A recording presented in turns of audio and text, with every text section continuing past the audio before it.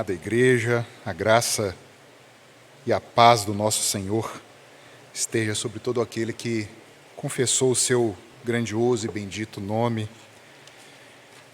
E hoje, na continuidade da exposição do livro do Êxodo, na oportunidade passada a gente teve a introdução, mostrando o momento histórico, os acontecimentos, o que estava envolvido aqui, juntamente com os outros 5 livros do que ficou conhecido como Pentateuco. E vamos entrar, propriamente dito, hoje no capítulo 1, no primeiro capítulo. E eu farei a leitura dos versículos de 1 a 14. Peço que a igreja, de forma bem atenta, acompanhe e veja o que Deus tem esse bocado para hoje. Um documento escrito aí há quase 3.500 anos atrás, mas que fala hoje a nós. Êxodo capítulo 1, versículo 1. São estes os nomes dos filhos de Israel que entraram com Jacó no Egito. Cada um entrou com sua família. Rúben, Simeão, Levi e Judá. Issacar, Zebulon e Benjamim. Dan, Naftali, Gade e Asser. Todas as pessoas, pois, que descenderam de Jacó, foram 70. José, porém, estava no Egito. Faleceu José e todos os seus irmãos e toda aquela geração. Mas os filhos de Israel foram fecundos e aumentaram muito e se multiplicaram e grandemente se fortaleceram, de maneira que a terra se encheu deles. Entre mentes, se levantou o novo rei sobre o Egito, que não conhecera José. Ele disse ao seu povo: eis que o povo dos filhos de Israel é mais numeroso e mais forte do que nós. Eia, usemos de astúcia para com ele, para que não se multiplique e seja o caso que, vindo guerra, eles se ajuntem com os nossos inimigos, peleje contra nós e saia da terra. E os egípcios puseram sobre eles feitores de obras para os afligirem com suas cargas, e os israelitas edificaram a Faraó as cidades celeiros, Pitom e Ramsés. Mas, quanto mais os afligiam, tanto mais se multiplicavam e tanto mais se espalhavam, de maneira que se inquietavam por causa dos filhos de Israel. Então os egípcios, com tirania, faziam servir os filhos de Israel e lhes fizeram amargar a vida com dura servidão, em barro e em tijolos, e com todo o trabalho no campo, com todo o serviço em que na tirania os serviam. Vamos orar, irmãos? Senhor Deus, a Tua palavra está aberta, Pai. Como foi dito aqui, é um documento antigo, uma história que se passou lá há milênios, mas que é a nossa história, Deus. Abre, Pai, o entendimento, desperta a nossa alma, dá-nos esses ouvidos e esses olhos que não temos de forma natural e nos dá a conhecer as maravilhas da Tua lei e da Tua palavra, porque é em nome de Cristo, Deus, que a Tua igreja se reúne aqui agora, orando ao Senhor e clamando. Amém. Irmãos, vamos ao Evangelho de João, capítulo 17.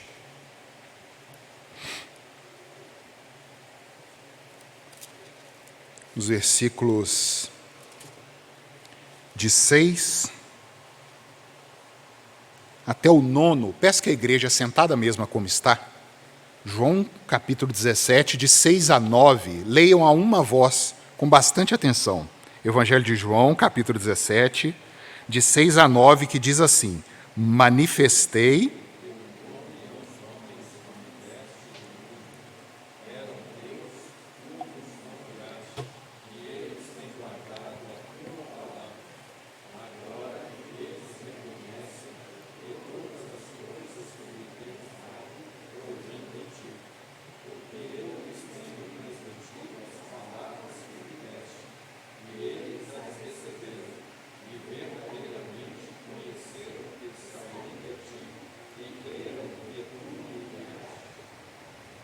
e o 9.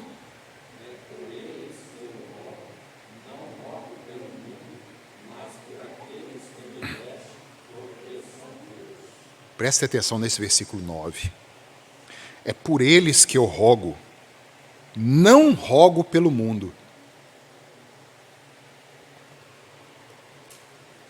Vamos voltar a Êxodo, capítulo 1. Meus irmãos, vocês percebem, Êxodo, ele possui 40 capítulos. Em qual momento a lei de Deus vai ser entregue ao povo que ele tirou do Egito? É na metade desse documento. É lá no capítulo 20. O que esse povo fez para que o Senhor fosse lá e os tirasse do Egito? Da idolatria, da servidão? Nada. E é exatamente o que Jesus repete 1450 anos depois aproximadamente, que Deus já tem os seus eleitos durante a história. Isso é imutável, esse número não se aumenta, esse número não diminui, é um decreto eterno do Senhor. São esses que Deus deu ao seu Filho, e nós, agentes livres dentro da nossa escravidão da vontade, vamos agindo e colocando em consecução esses decretos no mundo. Deus estabeleceu, antes da fundação do mundo, que este momento aqui, ele atenderia o chamado, ele atenderia o clamor. E é uma história que nós temos a obrigação de saber, irmãos. Nós, igreja reformada, igreja presbiteriana, a história da aliança de Deus com seus eleitos, de uma forma clara, começa a ser contada aqui. Aquilo que era latente até então, começou lá com Abraão. Abraão gerou Ismael, mas não é esse aí não, Abraão. Aí ele teve o filho com a livre, que era Sara, de uma forma impossível de acontecer, porque ele era o filho da promessa. Esse Isaac que fica cego, e tem Jacó e Esaú, os gêmeos, os quais nem nascido ainda tinham, para que fizesse o bem ou o mal, e para que se prevalecesse a eleição daquele que chama.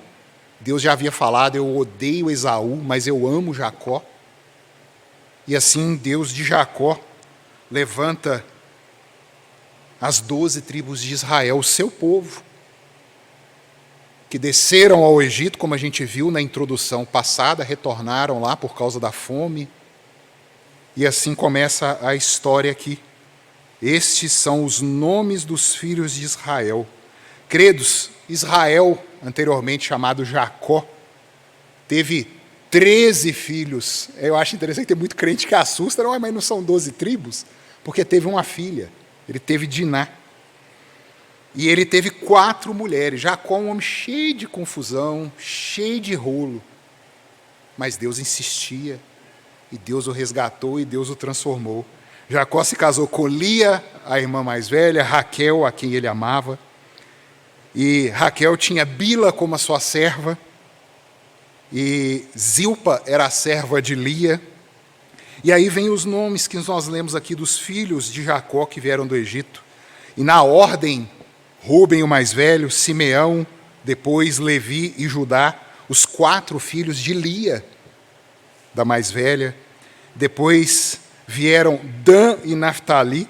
Vocês devem lembrar da história, aquela confusão das mulheres, uma querendo fazer inveja na outra, e Jacó lá no meio. E aí depois vieram Gade e Asser de Zilpa, a criada de Lia. E depois veio Issacar, Zebulon, que eram filhos de Lia. E depois vieram José, Benjamim, filhos de Raquel. E assim teve Diná também, a filha de Lia. E essas são as 12 tribos de Israel, que estavam no Egito e que desceram com Jacó e se multiplicaram e se estenderam. São esses personagens que a gente vê aqui. E de outro lado a gente tem o povo do Egito. A gente tem Faraó e o seu povo. Certamente, algumas pesquisas que eu fiz, alguns comentários, Tutemés III seria o faraó aqui. Existem os que defendem Ramsés II, mas são aqueles mais alinhados à teologia liberal que joga a data do Êxodo mais à frente. Então eu acompanho aqueles que defendem a literalidade do texto e que coloca Êxodo ali por volta de 1450 a 1400, e Tutemés III, que seria o 6º faraó da dinastia 18ª egípcia, reinando ali de 1479 até 1425. Esse faraó ele notabilizou-se pelos seus feitos, tanto na área militar, quanto na atividade construtora, atividade civil. É citado na literatura como o mais importante rei do Antigo Egito, e foi inclusive apelidado de o Napoleão do Egito, de tão grandioso era, né? Empreendeu 17 campanhas militares nas regiões da Síria e de Canaã, e todas muito bem sucedidas ali. Expandiu o domínio até o Eufrates, para vocês terem ideia, que é a região hoje do moderno Iraque. E existe uma campanha que Tutemés empreendeu na região da Síria contra o príncipe Kadesh, e que diz que ele foi vitorioso. Esse registro ele está feito na barca do santuário Karnak. E lá na Síria também existe registro desse mesmo confronto, desta mesma guerra, onde o príncipe reivindica a vitória para si. E é sabido pelos arqueólogos, os estudiosos, né, os egiptólogos, que os reis não registravam as suas derrotas. Eles registravam os seus feitos grandiosos, eles eram orgulhosos, eles eram vaidosos. E é interessante que isso nos indica o porquê não há menção do Êxodo na literatura egípcia, porque foi uma derrota tremenda para o rei, e eles ignoram o registro dessas histórias de derrota. E é mais interessante ainda que os escritores dessa época eles tinham o hábito de escrever, e os seus inimigos, os derrotados, eles não citavam pelo nome, como forma de humilhação. Eles citavam o posto da pessoa e usavam um adjetivo pejorativo, né? O rei é miserável, o imperador perdedor, alguma coisa nesse sentido. E isso também é um indicativo no livro do Êxodo que Moisés registrou, por que não se cita o nome de Faraó? Interessante que Faraó ele é mencionado até o capítulo 15, e não se diz o nome dele, mas diz da grande derrota que o Faraó, o dono do mundo, o rei do Egito, sofreu naquela época pela mão do Deus Altíssimo, retirando aquele povo ali. Ele também empreendeu, Tutemés, com grandes feitos na área de construção civil, e conquistando a região, impondo tributos aos dominados, e inclusive aqui no versículo 11 a gente leu que os próprios hebreus edificaram cidades-celeiros Pitom e Ramessés, mais um indício também dessa empreitada construtora de Faraó, que também um outro faraó empreendeu, que foi Ramessés II, nos mesmos níveis que Tutemés empreendeu. O texto nos apresenta que 70 vieram e desceram com Jacó para o Egito. Isso é registrado também em Êxodo 1:5, que nós lemos aqui, Gênesis 46, 27, Deuteronômio 10, 22. E esses 70, queridos, se transformaram em milhares. E assim como Deus havia prometido a Abraão. Vou transformar a tua descendência como pó da terra. E nesse primeiro estágio da revelação de Deus, porque nós sabemos que a promessa de Deus ia muito além da descendência de sangue, mas Deus já demonstra o seu poder, a sua potência em cumprir, inclusive na descendência de sangue de Abraão, encher aquela terra ali, o povo de Israel. Esse povo que seria levantado como um estandarte de Deus para o mundo.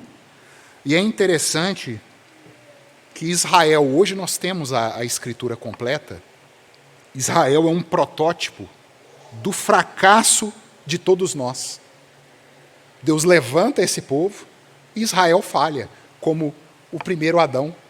Israel também, o filho de Deus, o povo, falha no cumprimento daquilo que era o propósito de Deus para a humanidade, mostrando que todos nós falhamos no propósito que Deus tem para nós. Israel foi escolhida tanto para exibir o amor de Deus, que de fato salva o pecador, salva aquele que é inimigo dele, e para mostrar a rebeldia nossa contra esse Deus que nos salva do inferno.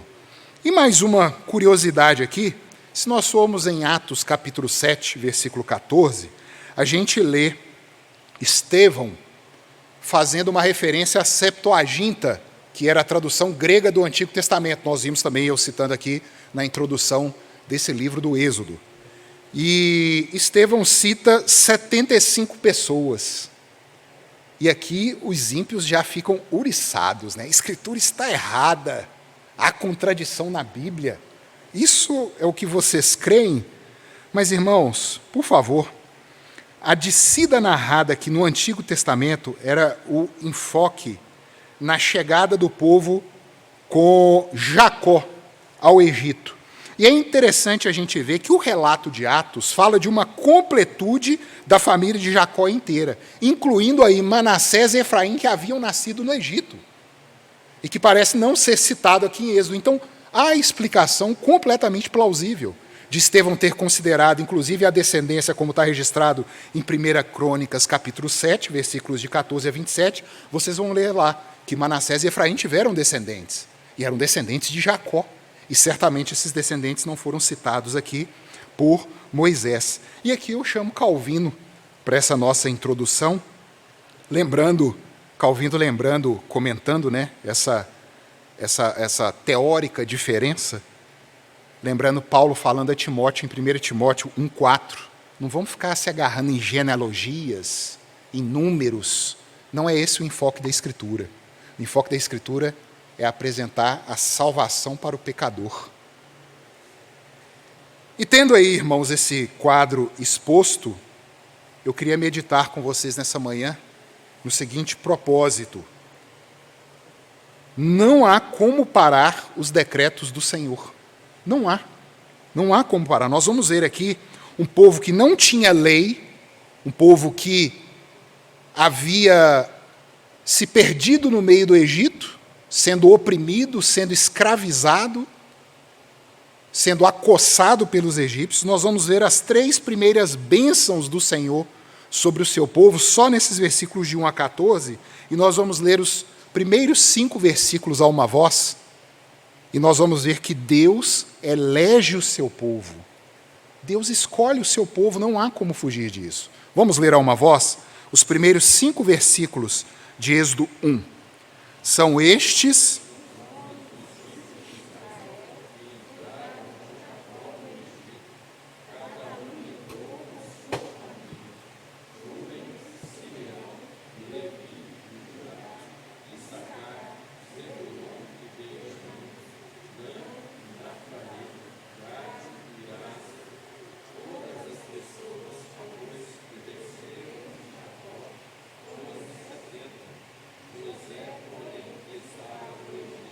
até aí, irmãos, versículos de 1 a 5.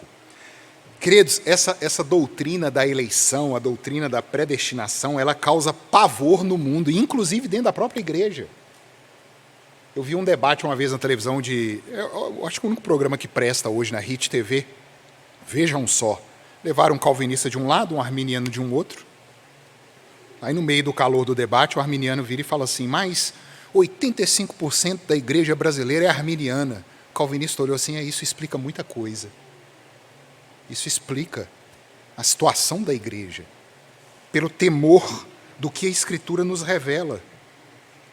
Deus predestinou todos os eventos que ocorrem no mundo, a fim de conduzir cada um dos que Ele mesmo elegeu para a salvação, com o conhecimento de Cristo e a conversão operada pelo Espírito Santo por meio desse conhecimento. Queridos, é um mundo que odeia a verdade, defende que cada um é livre para fazer o que bem entender do seu caminho. Ser confrontado com o ensino da predestinação é ofensivo, é um assinte. Não é politicamente correto. Mas Deus, irmãos, Deus sabe o nome de cada um dos que são dele, todos contados, e não faltará ou passará um sequer. E não foi isso que a gente acabou de ler aqui agora? Moisés, recebendo a revelação de Deus, ele diz assim: estes são os nomes dos filhos de Israel.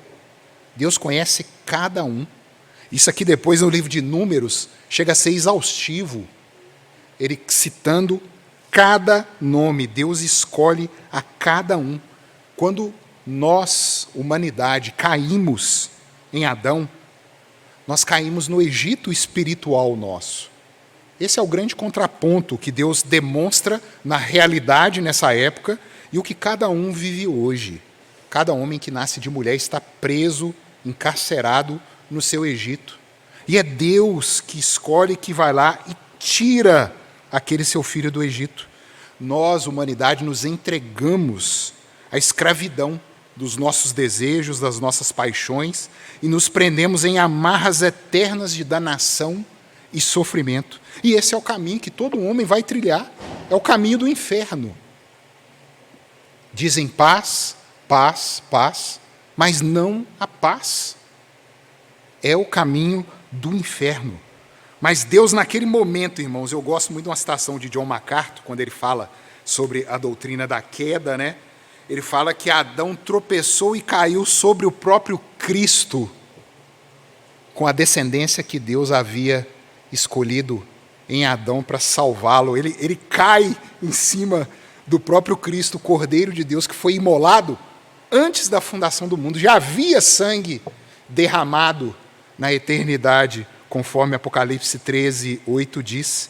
Deus amparou aqueles que ele havia escolhido, e ele mesmo quis salvar e manifestar a sua graça e a sua misericórdia. São demonstrações, irmãos, tão profundas, vindas da parte de Deus, e são ensinos tão maravilhosos, nós não podemos abandonar, irmãos.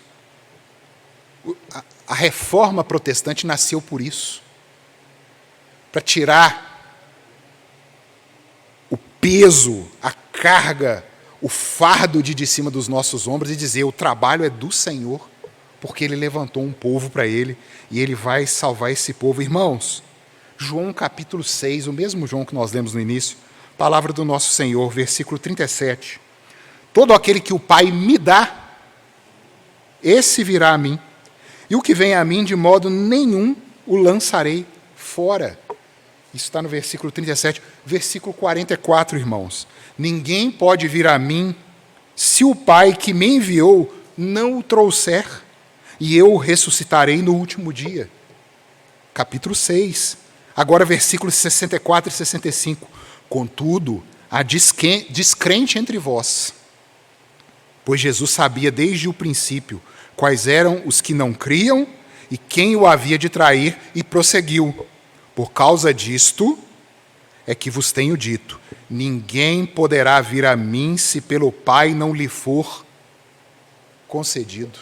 Isso é a palavra do nosso Deus. Precisa ser mais claro. Mas parece que a igreja, irmãos, parece que nós estamos com medo de falar isso com o mundo. Às vezes a gente escuta cada heresia nos círculos evangélicos e que empoderam o homem, que dão algo que o homem não tem. E o homem é chamado a se arrepender. Arrependa-se dos seus caminhos. Arrependa-se por não atender o propósito ao qual Deus te criou. E venha ao encontro do Senhor. Irmãos, há um mistério. A palavra já diz, né? Mistério na eleição. Nós não sabemos quem são os eleitos.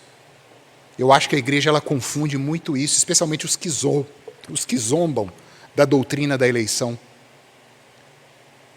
Nós não sabemos quem são os eleitos, e a única forma de revelar esses eleitos é pelo chamado, que é exatamente, os irmãos que estiveram aqui na introdução viram, é o nome original do livro de Levítico, e chamou, Vaikra, que Levítico foi o nome na forma grega que foi dado posteriormente.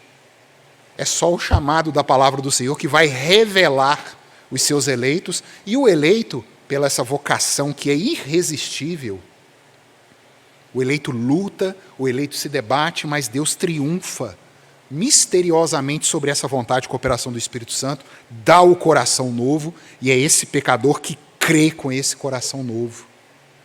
E Deus fez isso atendendo o chamado daquele povo que clamava de dor, um povo que havia se esquecido do seu Deus, e Deus observa aquele sofrimento e Ele fala: eu vou lá resgatar meu povo.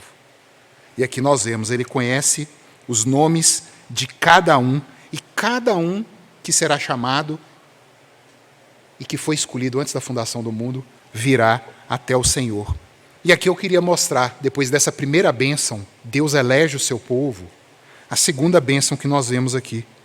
Deus prospera o seu povo, Deus elege o seu povo, e Deus que elegeu, Deus que vem chamando, ele faz prosperar esse povo. Irmãos, vamos ler dos versículos 6 a 11?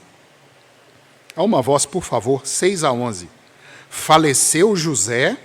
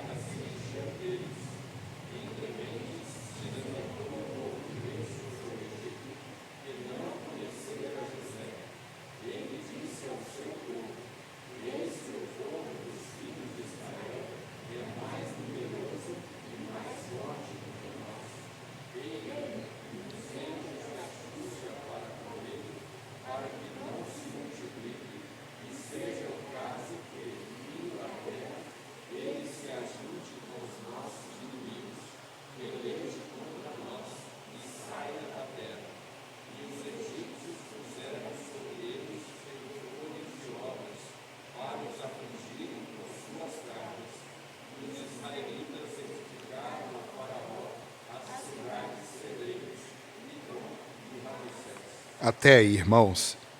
Irmãos, nosso Cristo nos garantiu que as portas do inferno não prevalecerão contra o seu povo, contra a sua igreja.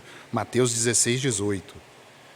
A mesma opressão, e nós vamos ver isso de forma acentuada a partir do capítulo 5, quando Moisés vai diante de Faraó, aquela mesma opressão, o mesmo jugo, o mesmo encargo que é colocado sobre os filhos de Israel aqui no Egito, é a mesma opressão hoje nos filhos de Israel que estão aqui reunidos conosco. Precisamos compreender, irmãos, que há um princípio aqui do que é ser próspero. Assim como Deus mostra, nesse início da progressão da sua revelação aqui, que a promessa feita a Abraão havia se cumprido, o enxame dos filhos de Israel encheu a cidade de Gósen, mas era coisa muito maior do que aquilo, porque os filhos de Abraão são os filhos da fé. Aqui também Deus mostra que a prosperidade, Deus sustentava aquele povo, ia ser muito além do que meramente bens materiais. A gente fala em prosperidade hoje, infelizmente, a gente pensa no carro, pensa na casa, pensa nas graduações, nos diplomas nas paredes, nas quantas línguas eu falo, mas prosperidade bíblica não é isso, irmãos. Isso muitas vezes, como diz Tiago, eu tenho entesourado riqueza para vocês para o dia do abate, para o dia da calamidade. Deus enche a pessoa de riquezas materiais para a danação dela. E pode ser sim uma bênção, desde que esteja debaixo do domínio do Senhor. Prosperidade, Deus prospera os seus filhos, irmãos, é na fidelidade à palavra dele. A gente tem que colocar um ponto nisso aqui, pacífico. Nós até podemos não ver hoje uma igreja numerosa, forte, e pelo contrário, irmãos, o que a gente tem visto, especialmente na televisão, aquilo que é conhecido como cristianismo, os modismos, os modernismos, entrando e tomando conta dentro das igrejas, e isso a gente vê nos tempos dos reis de Israel. Percebam que as eras vão saindo, as eras vão entrando, e não muda o tipo, o objeto, mas a dinâmica, ela é a mesma. Nos tempos dos reis de Israel, muitos se diziam israelitas com os lábios, mas o coração estava longe. Perceba que muitos saíram do Egito, como nós vamos ver aqui, mas uma geração inteira ficou no deserto. E o autor aos Hebreus diz o motivo: incredulidade. Era a turma do oba-oba, era a turma que ficou rodeada em volta do bezerro de ouro, adorando a Deus do jeito que eles achavam que deviam adorar, e não como Deus estava instituindo a adoração para aquele povo. Mas Deus, irmãos, prospera ainda um povo para si. Deus não pode mentir, Deus não pode voltar atrás. E a prosperidade, queridos, que eu quero defender aqui, que Deus prospera o seu povo, é nessa simplicidade da Escritura que nos afirma que Cristo nos multiplica em boas obras. O presbítero Vitor pregou aqui às 8 horas, e ele está pregando o livro de Isaías. Ele tocou num assunto que me deu aqueles insights, né? Porque ele fala que eram tempos de muitas guerras, muito sangue derramado, muito conflito. E hoje a terra que o povo de Deus está caminhando é o nosso coração, é o reino de Deus. E as guerras que nós atravessamos aqui nesse mundo, e são guerras conosco mesmo. Nós vemos aqui essas cargas que os egípcios modernos tentam impor a nós: trabalho, estudo, família. E hoje, como nunca houve na história entretenimento, eu estou assombrado o quão é fácil a gente achar entretenimento e se desviar de uma devocional, de um estudo da palavra, investir tempo com Deus. Por quê? Porque o WhatsApp não deixa, o Facebook não deixa, o joguinho não deixa. São as cargas do Egito com que nos afligem hoje o Egito moderno. A gente está preocupado com tantas coisas, tanto vindo sobre nós, e nós não temos tempo para Deus. Nós estamos sucumbindo debaixo da modernidade, mas Deus continua verdadeiro. Deus prospera a sua igreja, irmão. Você com certeza faz parte desse povo que Deus prospera. Qual que é a sua prosperidade? Quanto tempo você dedica hoje, diariamente, numa devocional com sua família? Quanto tempo você dedica de leitura bíblica? Você pode estar com sua conta recheada, com trabalho garantido, estudado, e está morto, porque perdeu a perspectiva do que é Deus prosperar e multiplicar esse povo. Queridos, o profeta Isaías, no tempo dele, se esconde numa caverna e orando a Deus, chorando a Deus: Senhor, só sobrou a mim. O que Deus fala com ele? Isaías, tem 7.000 que não se dobraram a Baal. Será que hoje, irmãos, nós encontraríamos 7.000 que não se curvaram aos ídolos modernos?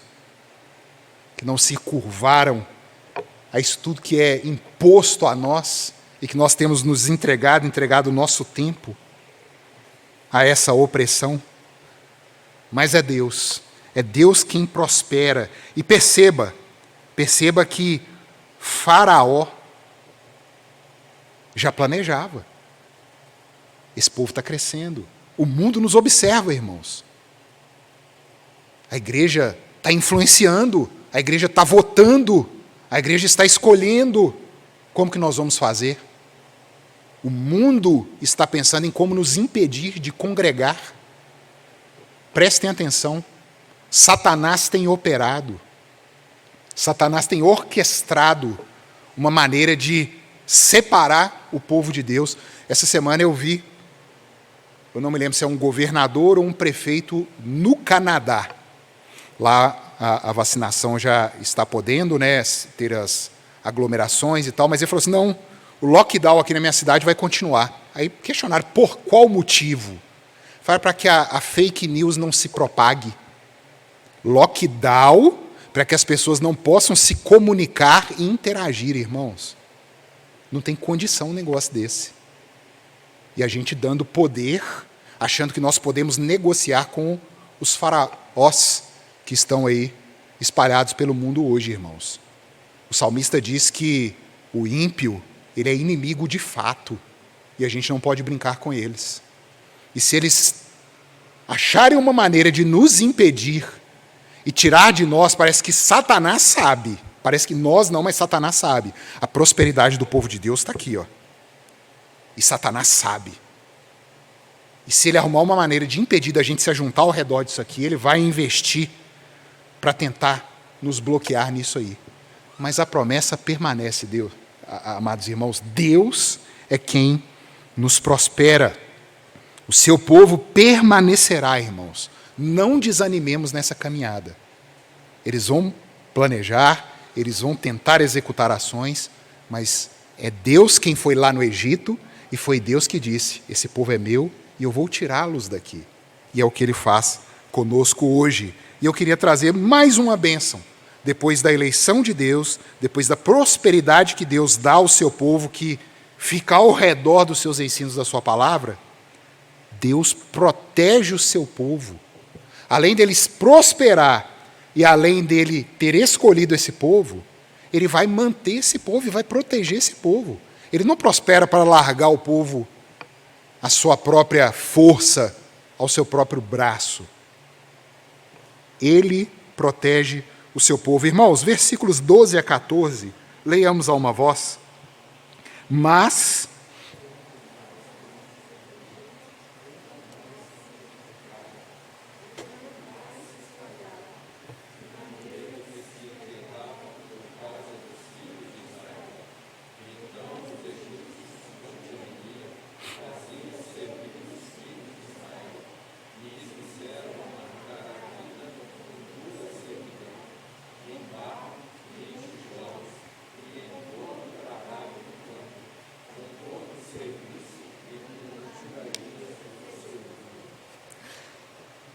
tem algumas partes da Escritura que elas são cômicas.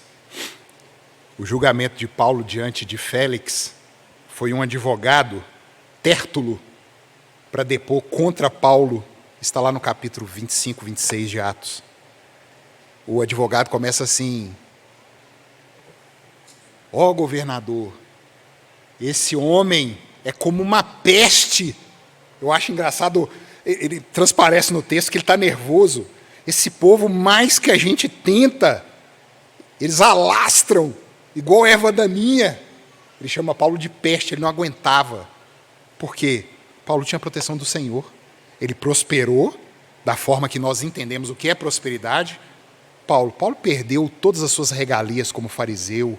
Paulo perdeu os seus bens. Paulo foi açoitado, foi descido do muro, foi apedrejado, dado por morto. Naufragou. Que prosperidade que Paulo teve no sentido que o mundo entende de prosperidade. Mas Paulo foi um dos homens mais prósperos. Ele foi ao terceiro céu e viu coisas que ele não podia dizer. Ele não podia contar. Deus deu ele esse privilégio de ver para onde ele estava caminhando. Isso é prosperidade, irmãos. E era esse Deus que protegia Paulo. João capítulo 16, 33 registra para nós assim: tenho-vos dito isto, para que em mim tenhais paz.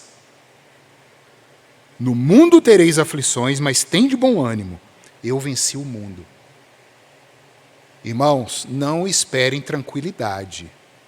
Continuando o assunto do ponto anterior, o mundo está de olho em nós e bolando maneiras. Está aqui Faraó, nos últimos versos aqui, versículo 14, mais barro, mais tijolo, mais trabalho. O que vai aparecer daqui 2 anos, 5 anos, 10 anos? O que nos aguarda? Qual é o próximo entretenimento? Qual é o próximo curso que vai lançar? O que vai nos roubar mais tempo de Deus? Às vezes eu fico pensando isso. Mas, querido, se você tem caminhado com consciência tranquila diante de Deus, se você confessou a Cristo como seu resgatador, nós lemos aqui a história de Noemi e de Ruth, as mulheres abandonadas à mercê, e especialmente naquela época, e o resgatador as trouxe para junto de si. Se vocês foram justificados, se vocês buscam fazer o que a lei do Senhor ordena, isso é a prosperidade do Senhor, e Ele vai manter essa prosperidade. Há uma promessa. Tudo coopera para o bem daqueles que amam a Deus. Eu fico com medo da igreja, dos irmãos que estão ouvindo, achar que isso é mera conversa. Né? É fácil falar. Não, é um fato, porque eu prego aqui, eu prego para mim mesmo e para vocês. Quantas vezes na caminhada, aflito, afligido,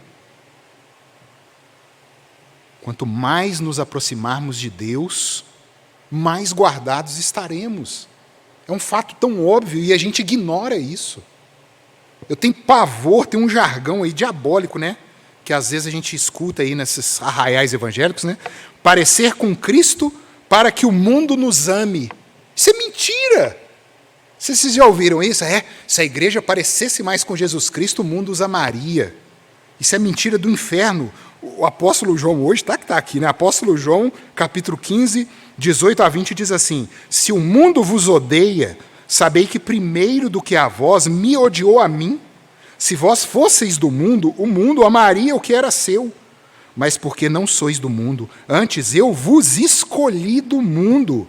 Por isso é que o mundo vos odeia.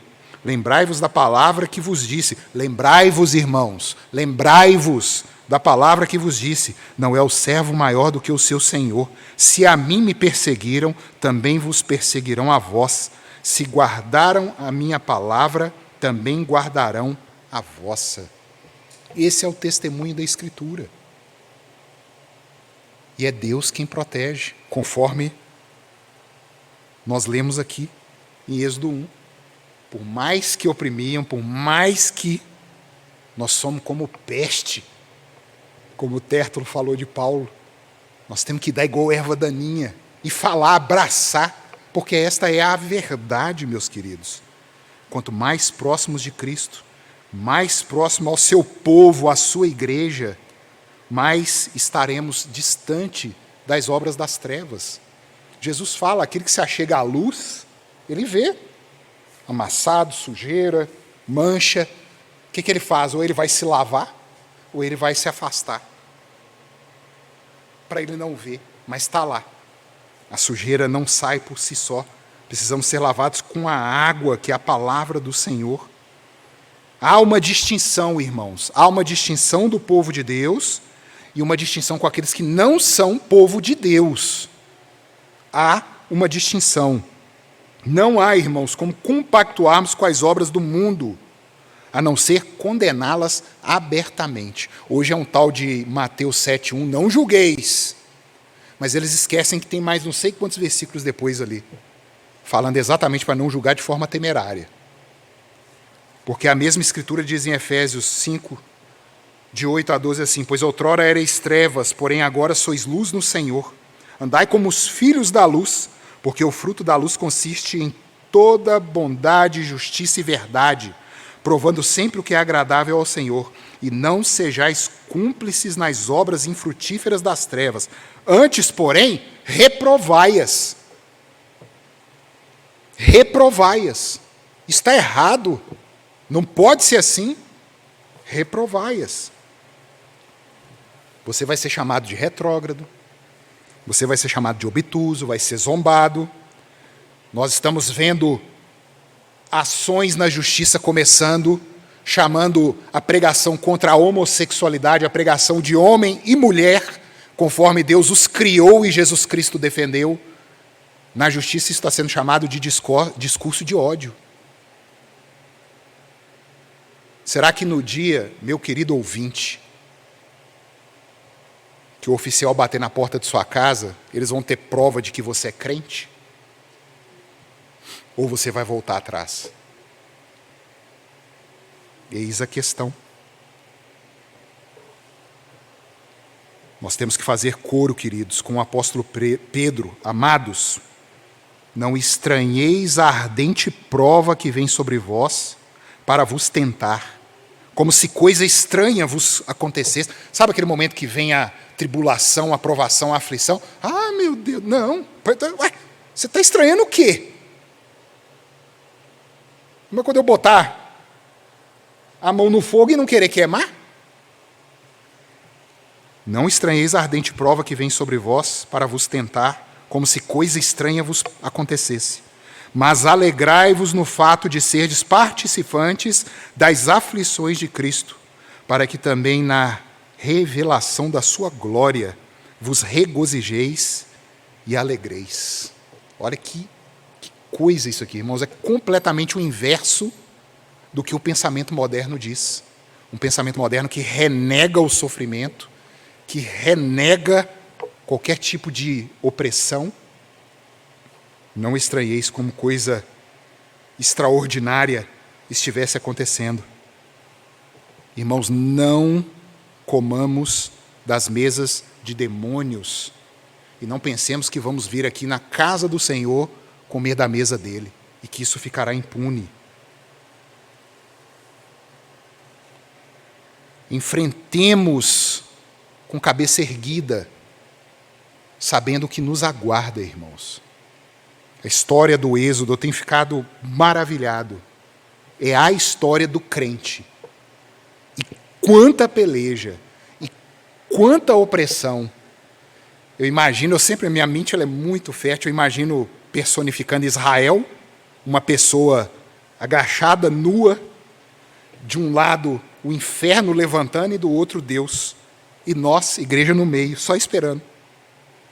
E chorando, e tremendo, e às vezes negando o Senhor, como esse povo fez com Moisés. Você tirou a gente de lá, foi para nos matar nesse deserto aqui? É a nossa história, queridos. Mas o Deus que elegeu é o Deus que prospera e nos multiplica, e é o Deus que protege para que essa multiplicação continue e nós continuemos. Oh, queridos, não queiramos amenizar a perseguição que o mundo vai nos impor. Os novos costumes, os novos antigos pecados com novos nomes. E aqui eu dou uma dica preciosa, preste atenção. Você que creu, você que tem passado momentos aflitivos, angústia, depressão, uma dica preciosa. Se junte cada vez mais ao povo de Deus. Se junte cada vez mais à igreja. Eu não estou mandando aqui ser criados novos monastérios, que a gente se... Cristo falou, se aparte do mundo. Pai, eu não peço que os tires do mundo, mas os livres do mal. Irmãos, há um poder sendo operado, como era operado aqui, neste momento. Um poder que os nossos olhos não veem, um poder que nós não podemos pegar, que não é nosso, mas que é garantido e que nos protege. Vivamos a nossa vida em comunidade fraterna. Cristo mesmo disse para que o Pai nos preservasse, Ele orou isso. Leia João 17 inteiro, primeiro texto que a gente viu na Escritura hoje. Leia depois na sua casa e vocês vão ver lá. É chamado de a oração sacerdotal. É a oração que Cristo faz para o povo dele, o povo que ele prospera, o povo que ele protege. Aparte-se do mal que há no mundo, usufrua das bênçãos da comunidade de Cristo. Cristo nos constituiu um povo para se alegrar. Eu pensava assim, lendo, o Antigo Testamento, há um tempo atrás, e via alguns momentos em que as pessoas levavam os seus sacrifícios de oferta pacífica, e eles podiam participar comendo junto com os levitas, e era uma festa, vinho, carnes.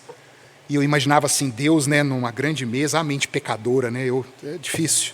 Deus numa grande mesa e o povo à volta, eu ficava assim, como que eu queria estar lá com esse povo, Devia ser muito legal, Deus satisfeito de ver a alegria do povo, bebendo vinho, comendo carne, criança, mulheres, filhos, coisa simples, coisa comum, coisa corriqueira.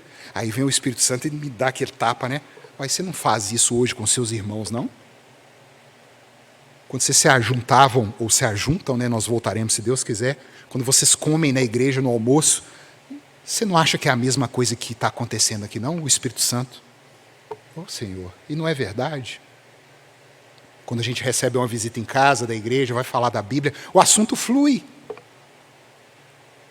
E é essa alegria do povo, irmãos, não se aparte do meio do povo de Deus, porque, assim como o salmista diz no Salmo 133, Deus decreta a bênção, é aqui. É um decreto. Não tem como ele mudar isso. Não, esse negócio de igreja, agora eu sou crente em casa, tem a internet, é culto online. Deus mudou o Salmo 133? Se ele fala que a bênção é no meio do povo dele? E ali ele decreta essa bênção. Deus protege o seu povo. É aqui, queridos irmãos.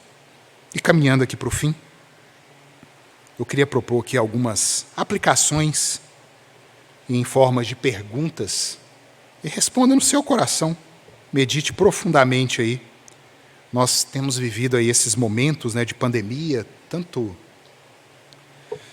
tanta carga, tanto fardo, tanto tijolo, tanto barro, tanto trabalho. Você é um eleito, meu querido.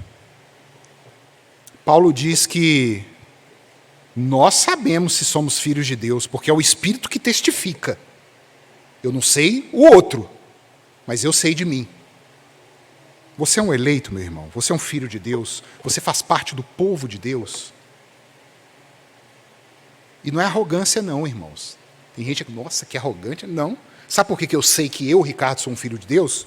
Porque eu sei que por mim eu não poderia ser. Eu me abandonei. Eu larguei qualquer segurança carnal que eu tenha. Porque é miséria, é trapo de imundícia diante de Deus. A minha certeza é essa. Eu neguei a mim mesmo. Eu não posso. E eu clamei, tem misericórdia de mim, Senhor? E esse já é o reflexo da eleição. Você demonstra a sua eleição com a sua obediência e a sua confiança?